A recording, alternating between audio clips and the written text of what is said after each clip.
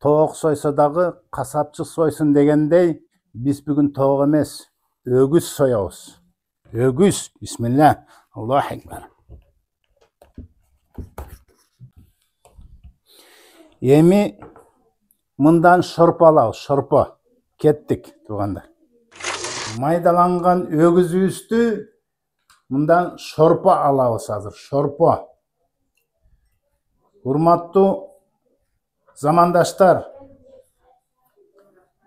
арсан еттин шорпосу таттыбайт дегендей, мына кемин огул шорпону, сууну, растворду бир убакытка чейин коп коюп туруп, мындан алган суудан, раствордон биз текшерүү кылабыз.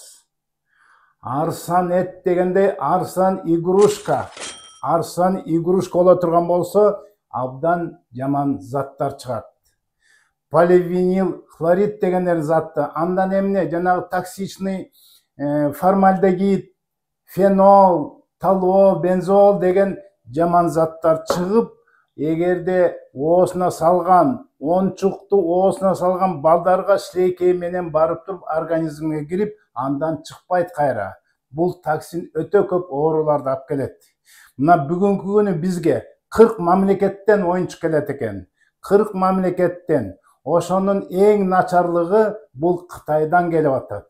Кытайдан жылына статистика боюнча 800 тонна оюнчуктар келет экен. Ошонун 600 тоннасы Кытайдан. Эң начары ошо Кытайдыкы, жакшысы Белоруссиядан деп статистика көргүзүп атат. Мен айтарым, ошол оюнчуктарды эле көп эле бере бербегиле. Балдар эмне бирдекени көргөндө сөзсүз оозуна салат. Шилекейи өтө көп нерсени эритет. Анан жанагындай мен айтып аткан токсичный заттар чыкса, албетте өтө зыян. Бизде ошондой текшерүүдөн, сан службадан текшерүүдөн өтпөй алган өтө көп оюнчуктар чыгып аткан экен. Сак болгула, ден соолукта болойлу, урук тукумубузду, балдарыбызды сактайлы. Ассаламу алейкум. Ал эми бул шорпобу же эмне экенин билгиңер келсе, биз менен болгула, туугандар.